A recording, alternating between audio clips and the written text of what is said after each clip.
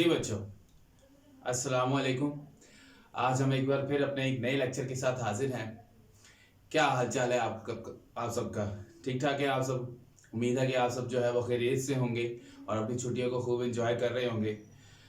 तो और मुझे ये भी उम्मीद है कि आप लोगों को जो मैंने जो काम दिया था आपके होम टास्क के लिए वो भी आप लोगों ने किया होगा।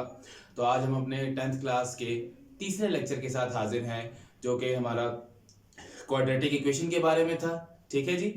और उस क्वाड्रेटिक इक्वेशन का पहले तो हमने स्टैंडर्ड फॉर्म और प्योर क्वाड्रेटिक इक्वेशन और क्वाड्रेटिक इक्वेशन के कुछ क्वेश्चंस किए थे, और फिर उसके बाद हमने एक नया मेथड स्टार्ट किया था फैक्टराइजेशन का।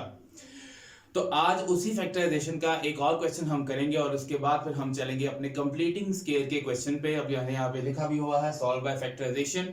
तो इस क्वेश्चन को करने के बाद फिर हम चलेंगे कंप्लीटिंग स्केल के क्वेश्चन पे। फिर हम देखेंगे जो हमारा अगला मेथड है कंप्लीटिंग स्केल का, उसको हमने कैसे सॉल्व करना है।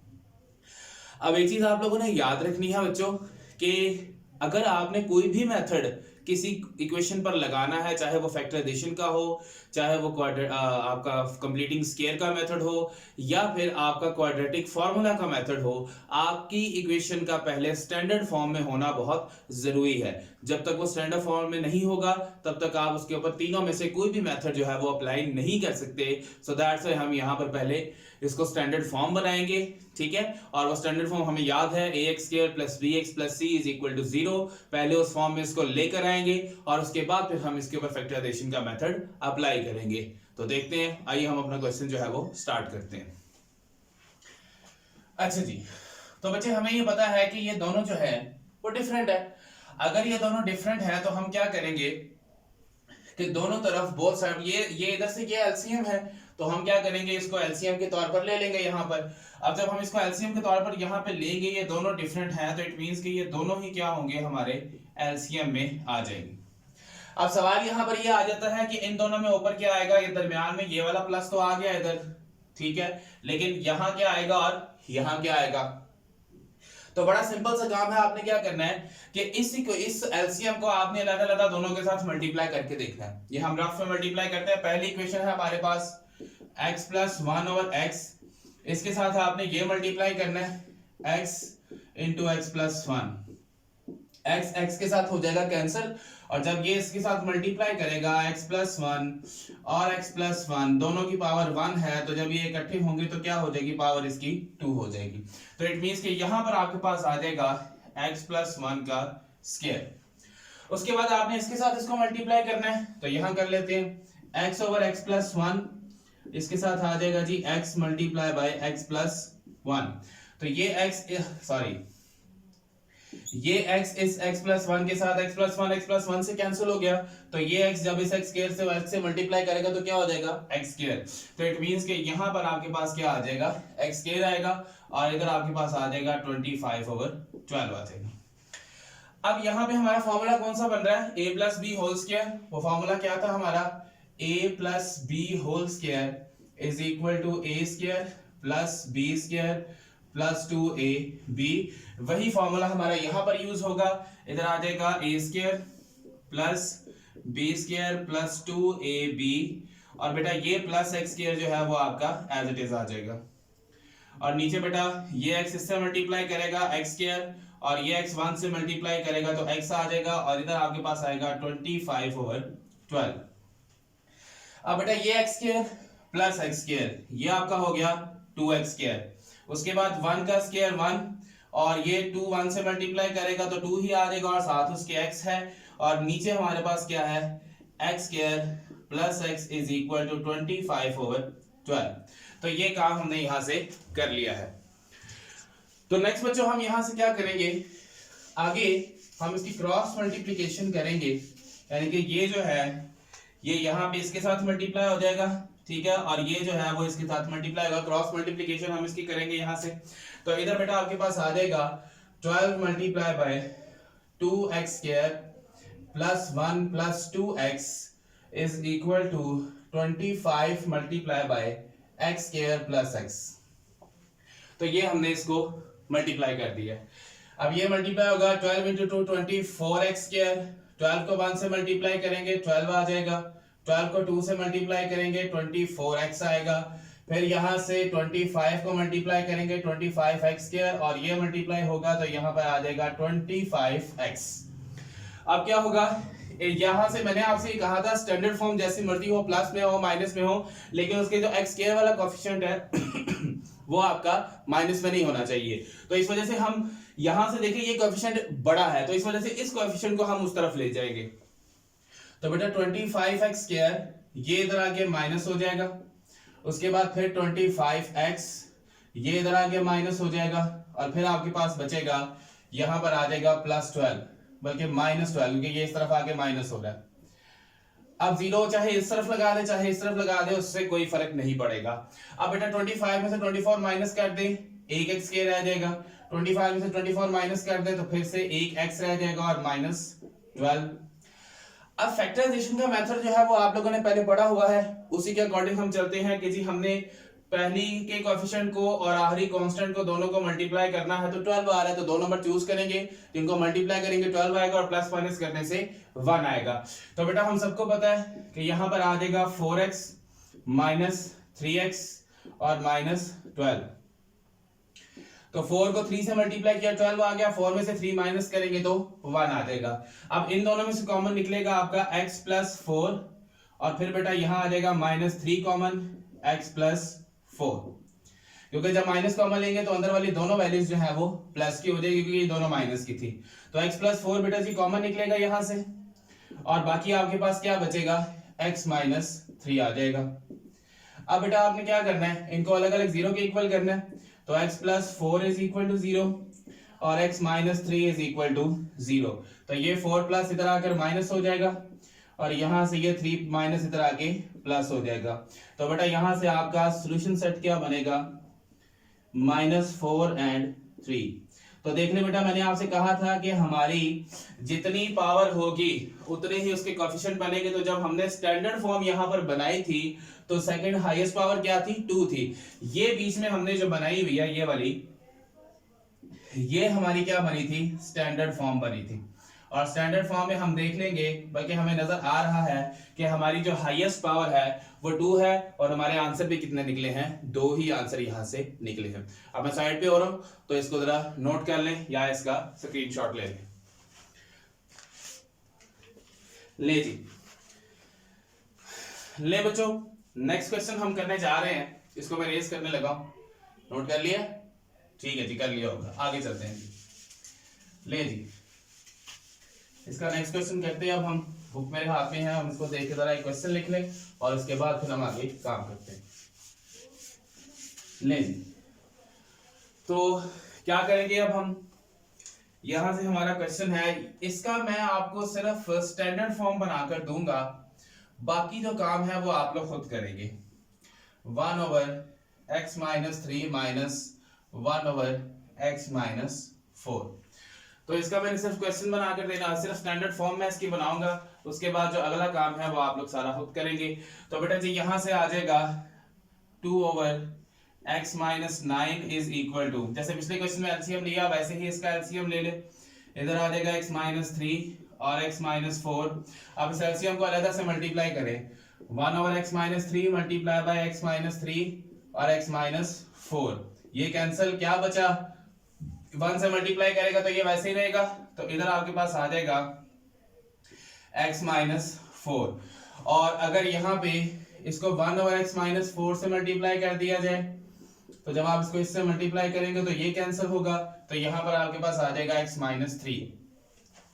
ये आपका एज इट इज रहेगा, जैसे लिखा हुआ है वैसे ही आएगा। यहाँ पर क्या होगा, x - 4 प्लस माइनस माइनस और माइनस माइनस प्लस, इनको मल्टीप्लाई करते हैं। अब यहां से इनको जरा मल्टीप्लाई कर लेते हैं। अब इनको जब आप मल्टीप्लाई करेंगे तो ये बेटा आपके पास आएगा x², फिर ये आ जाएगा प्लस माइनस माइनस 4x, फिर इसको मल्टीप्लाई करेंगे प्लस माइनस माइनस 3x, इसको मल्टीप्लाई करेंगे माइनस माइनस प्लस 3 4 12, ये आ गया जी हमारे पास। ठीक है, तो नेक्स्ट हम क्या करेंगे, यहां से ये हमारा प्लस और माइनस ये दोनों यहां से कैंसिल, इसको फिर वैसे लिख देंगे। अब यहां पर क्या होगा, -4 + 3 -1 डिवाइडेड बाय x², -4 - 3 -7x + 12। अब अगेन हम यहां से क्या करेंगे, इसकी क्रॉस मल्टीप्लिकेशन करेंगे और क्रॉस मल्टीप्लिकेशन करने के बाद हम यहाँ पे उससे आगे फिर हम उसकी फैक्टराइजेशन करेंगे। ले जी, अब हमने क्या करना है कि क्रॉस मल्टीप्लिकेशन करनी है, ये इसके साथ मल्टीप्लाई होगा और ये इसके साथ मल्टीप्लाई होगा। तो बेटा जी यहाँ पर आ जाएगा 2 multiply by x square minus 7x plus 12 और इधर आ जाएगा माइनस 1 इंटू एक्स माइनस 9। तो बेटा इधर आएगा 2x स्क्वायर, फिर आ जाएगा 2 7 14x और 2 12 से मल्टीप्लाई करेगा 2 12 आ जाएगा 24 आ जाएगा। उसके बाद फिर हम क्या करेंगे, इस माइनस को मल्टीप्लाई करेंगे, ये minus x minus minus plus और 9 1 से मल्टीप्लाई करेगा तो 9 ही रहेगा। अब बेटा ये 2x स्क्वायर माइनस 14x, ये माइनस x इधर आकर क्या हो जाएगा प्लस का x और बेटा ये प्लस 24 ये 9 इधर आकर हो जाएगा माइनस। तो बेटा जी ये आ जाएगा 2x स्क्वायर माइनस 14x, बल्कि नहीं माइनस 14 प्लस 1 ये आ जाएगा माइनस 13x और बेटा 24 में से जरा 9 माइनस करें 10 माइनस करेंगे तो 14 होगा, तो इट मींस यहाँ पे आ जाएगा 15। ठीक है बच्चों, तो इस तरीके से ये हमारी क्या बन गई है, ये हमारी एक स्टैंडर्ड फॉर्म यहाँ पर बन चुकी है। ठीक है, ये स्टैंडर्ड फॉर्म बन गई हमारी, ये एसएफ मीन स्टैंडर्ड फॉर्म।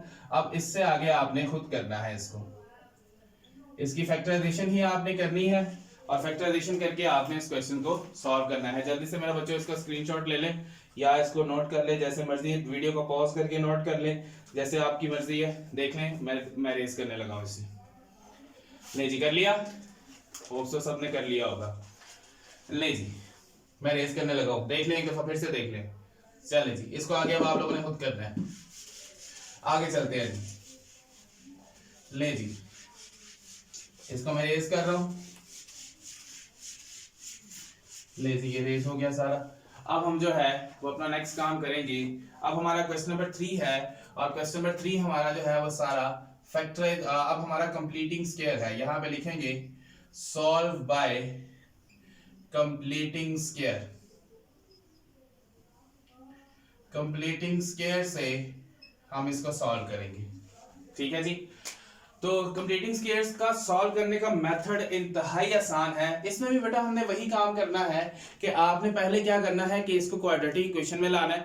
अगर तो वो पहले ही क्वाड्रेटिक इक्वेशन में है तो वेल एंड गुड, कोई मसला नहीं। लेकिन अगर वो क्वाड्रेटिक इक्वेशन में नहीं है तो पहले उसको क्वाड्रेटिक इक्वेशन में लेके आए और उसके बाद फिर इस पे कंप्लीटिंग स्क्वायर का फॉर्मूला हम या इसका जो रूल है वो हम इस पे अप्लाई करेंगे। तो देखते हैं पहला क्वेश्चन। ले जी, पहला क्वेश्चन क्या है, 7x square plus 2x minus 1 is equal to 0। ठीक है जी, ये इसका पहला क्वेश्चन है जी। तो इस क्वेश्चन को अब हम यहां से सॉल्व करेंगे। तो बेटा जी कैसे सॉल्व होगा ये क्वेश्चन, ये इस तरह से होगा, जब भी आपने कंप्लीटिंग स्क्वायर का क्वेश्चन सॉल्व करना है तो सबसे पहले आपका काम यह होना चाहिए, अब ये स्टैंडर्ड फॉर्म है मान ली बात, इसके बाद काम ये होना चाहिए कि जिस वैल्यू के साथ x नहीं है, जिस वैल्यू के साथ वेरिएबल नहीं है, आपने उसको उठाकर दूसरी साइड पे ले जाना है। ठीक है, तो यहां से हम क्या करेंगे, 7x स्क्वायर प्लस 2x, ये माइनस इधर आकर प्लस हो जाएगा तो प्लस 1 आ जाएगा। अब हमारा मेन काम क्या है कि x, दूसरी बात, x स्क्वायर के साथ जो वैल्यू हो, x स्क्वायर के साथ जो भी उसका कोएफिशिएंट यहां पर मौजूद हो, उसका स्क्वायर वो किसी ना किसी वैल्यू का स्क्वायर बनता हो।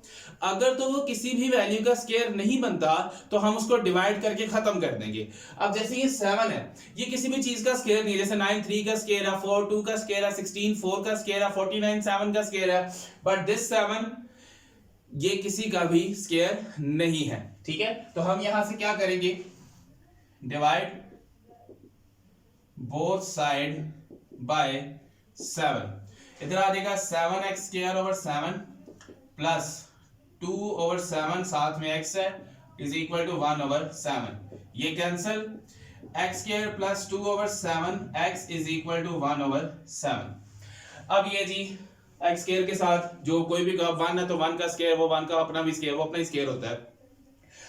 ले जी, पहला काम मैं रिपीट कर रहा हूं, पहला काम क्या करना है कंप्लीटिंग स्क्वायर में, जिसके साथ वेरिएबल नहीं है उसको दूसरी साइड पे ले जाएं। दूसरा काम आपने क्या करना है, एक्स स्क्वायर के साथ एक ऐसा कोएफिशिएंट होना चाहिए जो किसी का स्क्वायर हो, किसी वैल्यू का स्क्वायर बनता हो। अगर नहीं बनता तो डिवाइड करके उसको वहां से खत्म कर दे। तीसरा स्टेप क्या है, तीसरे स्टेप में ले जी मैं यहां पे स्टेप नंबर लिख देता हूं कि ये आपका था जी स्टेप नंबर 1, ठीक है। ये आपका क्या था जी, स्टेप नंबर 2, जिसमें आपने एक्स स्क्वायर के साथ वाले कोएफिशिएंट अगर उसका स्क्वायर नहीं बन रहा किसी वैल्यू का, खत्म कर दिया। अब आ जाते हैं स्टेप नंबर 3 पे, ये सिर्फ कंप्लीटिंग स्क्वायर के लिए है। आपने क्या करना है कि x वाला जो भी कोएफिशिएंट होगा, x वाला जो भी कोएफिशिएंट होगा x के साथ, ये वाला जो है, आपने उसको किससे मल्टीप्लाई करना है, 1/2 से। यहां पे लिखेंगे मल्टीप्लाई, इसको आप जरा इक्वेशन बल्कि नहीं बल्कि क्या दें इसको, question 1, multiply coefficient of x by 1/2। तो बेटा क्या होगा, 2/7 मल्टीप्लाई 1/2, ये 2 से कैंसिल हो गया, क्या आ गया, 1/7 आ गया। यानी कि आपने क्या करना है, हर क्वेश्चन के अंदर जब वो स्टैंडर्ड फॉर्म में मौजूद हो तो आपने क्या करना है कि x के कोएफिशिएंट के साथ हमेशा आपने 1/2, ये वैसे आपने 1 2 3 लिखना नहीं है, मैं वैसे बता रहा हूं, आपने किससे मल्टीप्लाई कर देना है, 1/2 से मल्टीप्लाई कर देना है आपने। तो जब इसको मल्टीप्लाई किया, ये आ गया 1/7, तो इसका फोर्थ स्टेप फिर क्या होगा कि x के कोएफिशिएंट को 1/2 से मल्टीप्लाई करने के बाद जो भी आंसर यहां पर आए उसको क्या करना है, ऐड, बल्कि ठीक है, adding 1/7 whole square on both side of equation number 1। मैं अगेन रिपीट कर रहा हूं कि x के कोएफिशिएंट को 1/2 से मल्टीप्लाई करने के बाद जो भी आंसर आए उसके स्क्वायर को इस इक्वेशन 1 की दोनों साइड पे आपने मल्टीप्लाई कर देना है। तो कैसे मल्टीप्लाई, ऐड कर देना है। तो x square plus 2/7x plus 1/7 का स्क्वायर और इज इक्वल टू 1/7 प्लस 1/7 का स्क्वायर। ठीक है बच्चे, अब इसको हम इस फॉर्म में अगर लिखें, हम लिखते हैं जी a स्क्वायर, इसको अगर हम 2a, a की जगह पे a की वैल्यू और b की जगह पे b की वैल्यू, 1/7 का स्क्वायर।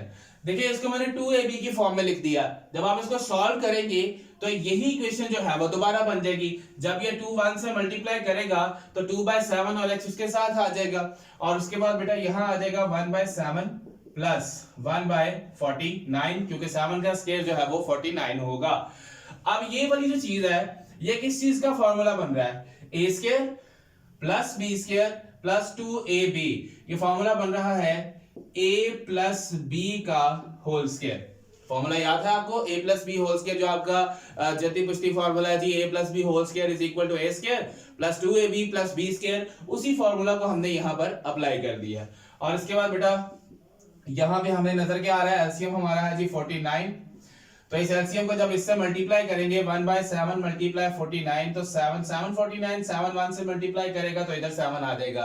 ये वैसे ही हम कर रहे हैं जैसे हमने पिछले क्वेश्चंस में किया था कि जो भी एलसीएम आता था उसको अलग अलग फ्रैक्शन से मल्टीप्लाई करके आंसर देखते थे। ठीक है, और बेटा जब सेम हो जाती है वैल्यू तो ऊपर जो पड़ा होता है वो वैसे का वैसे ही आ जाता है।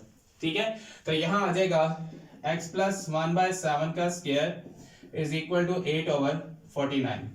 अब यहां पे स्क्वायर खत्म करना है, तो taking square root on both side.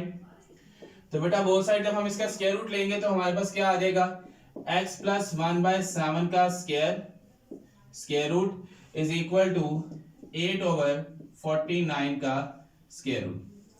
अब बेटा ये तो हो गया कैंसल, x प्लस 1/7 और इधर लगाएंगे हम प्लस माइनस, क्योंकि 8 का हमें कोई स्क्वायर रूट नहीं पता और 49 का जो स्क्वायर रूट है वो होता है 7। ये प्लस माइनस क्यों लगाया है इसकी एक्सप्लेनेशन मैं आपको एंड पे देता हूं कि यहां हमने प्लस माइनस क्यों लगाया है। तो बेटा आप यहां से इसको नोट कर ले। मैं ये वाला हिस्सा जो है वो मैंने रेज करना, क्योंकि ये क्वेश्चन अभी मुकम्मल नहीं हुआ। हाँ जी, कर लिया नोट सभी ने? चलिए जी, मैं इसको रेज करने लगा यहां से। नहीं जी, इसको हम रेज करते हैं अब यहां से। ठीक है, ये हमने रेज कर दिया। अब हम क्या करेंगे, ये जो 1/7 इधर प्लस हो रहा है ये इधर जाके होगा माइनस, तो इधर आ जाएगा x minus 1/7, sorry x is equal to -1/7 plus minus square root 8 over 7। तो बेटा यहां से 7 एलसीएम आ जाएगा, ठीक है। और मैंने अभी आपको बताया जब दोनों चीजें सेम हो जाए तो ऊपर जो पड़ा होता है वो वैसे लिख देते हैं। ये -1 प्लस माइनस स्क्वायर रूट 8। अब देखें अगर हम स्क्वायर रूट 8 को कुछ इस तरह से लिखे, जी 2 to 4 और 4 to 8, तो ये 2 का बन जाएगा स्क्वायर मल्टीप्लाई बाय 2। तो इसका स्क्वायर रूट जरा अलग-अलग करें, ये अलग-अलग हो गया, ये कैंसिल हो जाएगा इसके साथ, ठीक है। तो हमारा स्क्वायर रूट जो 8 जो है वो किसके इक्वल आ जाएगा, 2 स्क्वायर रूट 2 के।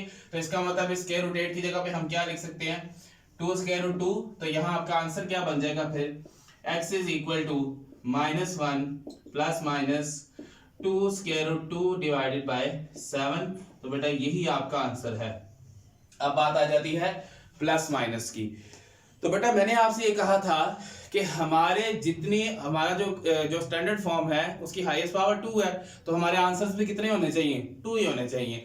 तो फंडामेंटल लॉ ऑफ अलजेब्रा हमें ये कहता है कि किसी भी अलजेब्रिक एक्सप्रेशन की जितनी हाईएस्ट पावर होगी उसके उतने ही आंसर होंगे। तो इस वजह से जब भी हम स्क्वायर रूट लेते हैं तो हमने दो आंसर्स करने के लिए एक प्लस का ले लेते हैं और एक माइनस का ले लेते हैं। तो इससे हमारे आंसर कितने बच जाते हैं, 2, ठीक है। अक्सर औकात हमें ये बता दिया जाता है जी कि भी स्क्वायर रूट पे हमें नहीं पता होता कि इसका आंसर क्या है, प्लस में आना या माइनस में आना, इस वजह से हम प्लस माइनस लगा देते हैं। ऐसी कोई बात नहीं है। आपने याद रखना है कि आपका जो फंडामेंटल लॉ ऑफ अलजेब्रा है उसके अकॉर्डिंग हम यहाँ पर प्लस माइनस लगाते हैं, क्योंकि वो ये कहता है कि जितनी हाईएस्ट पावर होगी किसी भी अलजेब्रिक एक्सप्रेशन की उतने ही उसके आंसर होंगे। इस वजह से हम यहाँ पर प्लस माइनस लगा देते हैं। अब मैं थोड़ा सा साइड पे हो जाता हूँ, इसको जरा एक दफा देख लें, नोट कर लें या पॉज करके इसका स्क्रीनशॉट ले लें, जैसे आपका दिल करता कर लें, जल्दी से कर लें। शाबाश, हो गया? हाँ जी हो गया, मैं हाल में हो गया होगा। चलते हैं जी हम आगे, मैं रेस करने लगा हूं, चले हो गया जी हमारा। अब हम अगला क्वेश्चन कहते हैं, एक दो क्वेश्चन और करेंगे तो ज्यादा अच्छा पता चल जाएगा, और उसके बाद फिर हम जो अगले लेक्चर्स आएंगे उनमें नेक्स्ट एक्सरसाइज की तरफ मूव करेंगे। तो बेटा जी आपका क्वेश्चन है यहाँ पर नंबर हम कर लेते हैं, चले 4th वाला कर लेते हैं। अब हम ले जी LX square plus MX plus N is equal to 0, L is not equal to 0, ठीक है। अब L is not equal to 0 इस वजह से उसने कहा क्योंकि हमें चाहिए स्टैंडर्ड फॉर्म, और स्टैंडर्ड फॉर्म में हमारे पास ये वैल्यू अगर 0 हो जाए तो फिर हम इसके ऊपर कंप्लीटिंग स्क्वायर का मेथड लगा ही नहीं सकते। सो दैट्स व्हाई हमें इसके लिए स्टैंडर्ड फॉर्म ही चाहिए। ओके, तो यहां पर सॉल्यूशन इसका स्टार्ट करते हैं। पहला स्टेप क्या था जी, जिसके साथ वेरिएबल नहीं है उसको हम दूसरी साइड पे ले जाएंगे। तो ये इधर आके माइनस होगा, LX square plus MX is equal to minus N। दूसरा स्टेप क्या था, x स्क्वायर के साथ जो वैल्यू होगी वो अगर उसका स्क्वायर नहीं बन रहा होगा तो हम उसको क्या कर देंगे, दोनों तरफ डिवाइड। तो अभी इसका स्क्वायर नहीं बन रहा तो यहां लिखेंगे divide both side by L। तो यहां आ जाएगा LX square over L plus M over LX is equal to minus N over L, ये cancel. x square plus M over LX is equal to minus N over L। तो बेटा ये हम इसको क्या कह देंगे जी कि ये हमारी इक्वेशन नंबर 1 है। तीसरे स्टेप में हमने क्या कहा था कि x के जो कोएफिशिएंट है उसको हम किससे मल्टीप्लाई करेंगे, 1/2 के साथ मल्टीप्लाई करेंगे। तो बेटा यहां पर क्या आ जाएगा, इस यहां पे लिखेंगे multiply coefficient of x by 1/2। तो बेटा कोएफिशिएंट ऑफ x है m ओवर l मल्टीप्लाई 1/2। तो ये 1 से मल्टीप्लाई करेगा m ही रहेगा, ये 2 से मल्टीप्लाई करेगा तो ये 2l आ जाएगा। तो हमारे पास क्या आ गया, m ओवर 2l। तो चौथे स्टेप में हमने क्या करना था कि x के कोएफिशिएंट को मल्टीप्लाई करने से 1/2 से जो भी आंसर आएगा उसका इक्वेशन 1 की दोनों साइड पे उसके स्क्वायर को हमने ऐड कर देना है। तो यहां लिखेंगे adding m over 2l square on both side of equation number 1। तो बेटा क्या करेंगे, यहां से इक्वेशन नंबर 1 में ऐड कर देंगे इसको। तो यहाँ आ जाएगा x square plus m over l into x plus m over 2l का स्क्वायर, और इधर बेटा आपके पास आ जाएगा is equal to minus n over l plus m over 2l का स्क्वायर। ठीक है जी, ये क्वेश्चन जो है जी वो हमारे पास यहाँ पर आ चुका है। तो अब हम इससे आगे क्या करेंगे बेटा, याद रखना है कि अगर x के कोएफिशिएंट के साथ माइनस है तो a minus b whole square का फॉर्मूला लग जाएगा, अगर x के कोएफिशिएंट के साथ प्लस है तो a plus b whole square का फॉर्मूला लग जाएगा। तो बस इतना याद रखना कि पहली वैल्यू a है और दूसरी वैल्यू आपकी b है, तो उसके अकॉर्डिंग फॉर्मूला क्या बनेगा, a प्लस बी का होल स्क्वायर, और इधर आ जाएगा minus n over l plus m का स्क्वायर, 2 का स्क्वायर 4, और इधर आ जाएगा l का स्क्वायर। तो बेटा जी इसको जरा पहले थोड़ा सा सॉल्व कर लें, m ओवर 2l का स्क्वायर, इसका एलसीएम क्या आ जाएगा जी 4l स्क्वायर, क्योंकि जो बड़ी वैल्यू है वही एलसीएम आएगा, अगर डिफरेंट होते तो दोनों एलसीएम में आ जाते। तो बेटा इसको इसके साथ मल्टीप्लाई करें, n over l multiply by 4l square, बेटा ये एक l इसके साथ कैंसिल होगा, ठीक है, जब एक l इसके साथ कैंसिल होगा तो 4ln बन जाएगा यहाँ पे माइनस 4ln, ये क्या बन गया जी माइनस 4ln बन गया। और जब आप इसके साथ मल्टीप्लाई करेंगे तो मैंने बताया जब सेम हो तो ऊपर वाली वैल्यू वैसे ही आ जाती है, तो ये वैल्यू आपकी एज इट इज आ गई है। अब क्या करेंगे, x plus m over 2l का स्क्वायर, ठीक है। अब आप बल्कि इस यहां से एक काम करें कि यहां पे लिख लें taking square root on both side, दोनों तरफ जदर ले लें आप, स्क्वायर रूट ले लें जिसको आप रेडिकल भी कहते हैं। तो यहां से आप ले लें square root x plus m over 2l का स्क्वायर, और यहां पे हम लिख देते हैं minus 4ln plus m square over 4l का स्क्वायर, ठीक है। अब बेटा क्या होगा, ये तो हो गया cancel, x plus m over 2l, इधर लगाएंगे हम प्लस माइनस, वो मैंने आपको पिछले क्वेश्चन में रीजन बता दी कि हम यहाँ प्लस माइनस क्यों लगाएंगे। अब ऊपर वाला स्क्वायर रूट अगर हम सेपरेट करें तो प्लस वाली वैल्यू मैं पहले लिख रहा हूं और माइनस वाली वैल्यू मैं बाद में लिख रहा हूं। अब 4 का स्क्वायर रूट क्या होता है, सभी को पता है 2 होता है, और ये स्क्वायर रूट से कटेगा तो हमारे पास सिर्फ क्या रह जाएगा 2l ही रह जाएगा। तो अब यहां से m प्लस इधर आके minus x is equal to minus m over 2l plus minus m square minus 4ln divided by 2l। अब ये क्वेश्चन खत्म नहीं हुआ, इसके सिर्फ 2 स्टेप रह गए हैं, आगे हमने इसका लेना है एलसीएम। तो मैं थोड़ा सा साइड पे आ रहा हूँ, जल्दी से इसको देख लें, फिर हम उसके बाद इसका जो आगे काम है वो करते हैं, जो थोड़ा सा रह गया, फिर हम इस लेक्चर को वाइंड अप करते हैं। जी कर लिया है, आई होप सो कर लिया होगा। आगे चलते हैं, मैं रेस करने लगा हूं। ओके जी, अच्छा बेटा नेक्स्ट क्या करेंगे, अब हम यहां पे जरा दोबारा लिख लेते हैं, minus m over 2l plus minus m square minus 4ln divided by 2l। तो बेटा दोनों सेम है तो एलसीएम में एक ही दफा आ जाएंगे। अब मैंने अभी आपसे कहा जब सेम हो तो ऊपर जो भी लिखा होता है वो वैसे ही आ जाता है, माइनस एम प्लस माइनस ये भी सेम, तो ऊपर वाली वैल्यू एज इट इज आ जाएगी। तो बेटा अब हमारे पास एम एल एन की वैल्यूज नहीं है तो हम इसको वैसे का वैसा ही लिख देंगे और यही हमारा क्या होगा, आंसर होगा। तो बेटा जी क्या किया आज हमने एक फैक्टराइजेशन का क्वेश्चन किया और उसके एक क्वेश्चन का मैंने आपको थोड़ा सा होमवर्क दे दिया, डू योरसेल्फ, जिसमें मैंने लिखा था फैक्टराइजेशन में कि आपने क्या करना है, मैंने स्टैंडर्ड फॉर्म बना दी है, उसको एज फैक्टराइजेशन से आपने उसको सॉल्व करना है। उसके बाद जो नेक्स्ट मेथड हमने किया वो कंप्लीटिंग स्क्वायर का मेथड, और मैंने आपको बार बार बता रहा हूँ कि इन तीनों मेथड के लिए आपकी इक्वेशन का स्टैंडर्ड फॉर्म में होना बहुत जरूरी है। अगर स्टैंडर्ड फॉर्म में नहीं होगा तो हम इस क्वेश्चन को यहाँ से सॉल्व नहीं कर पाएंगे, ठीक है। तो इसका आप याद रखना है। अब कंप्लीटिंग स्केल में कौन कौन से स्टेप थे। पहला स्टेप ये था कि आपने जो आपका वेरिएबल जिसके साथ वेरिएबल नहीं होगा, यानी कि जो अकेला कांस्टेंट होगा, उसको साइड पे ले जाना, दूसरी साइड पे। अब यहाँ से जैसे मैंने ये एरो बनाया हुआ है, इसको हम दूसरी साइड पे ले गए थे। दूसरा स्टेप क्या था कि अगर एक्स स्क्वायर के साथ कोई ऐसी वैल्यू है जिसका स्क्वायर नहीं बन रहा तो उसको डिवाइड करके वहां से खत्म कर दें। तीसरा स्टेप क्या था कि x का जो कोएफिशिएंट होगा उसको आपने मल्टीप्लाई कर देना है 1/2 से। 1/2 से मल्टीप्लाई करने के बाद जो भी आंसर आएगा उसके स्क्वायर को हमने दोनों तरफ ऐड कर देना है, इक्वेशन 1 जो हमने यहाँ बनाई थी, ठीक है। और उसके बाद फिर हम यहाँ पे, अगर यहाँ प्लस है, अब बस आपने इतना याद रखना है कि ये वैल्यू आपकी a है और ये वाली पूरी वैल्यू जो है वो आपकी b है। बस इतना याद रखना है आपने। तो फिर अगर प्लस है तो a प्लस बी का होल स्क्वायर, अगर इधर x के साथ माइनस है तो a माइनस बी का होल स्क्वायर, और आगे आपने वैसे ही सॉल्व कर लेना है। तो उम्मीद करता हूं कि आप लोगों को अच्छे तरीके से समझ आ गई होगी। तो बेटा क्वेश्चन नंबर 3 के पहले 6 पार्ट जो है वो बिल्कुल सेम टू सेम ऐसे ही है, बहुत आसान है, इंतहाई आसान। बस इसी तरह से आपने इन 4 स्टेप्स को फॉलो करना है और आपका क्वेश्चन जो है वो इंतहाई आसान हो जाएगा।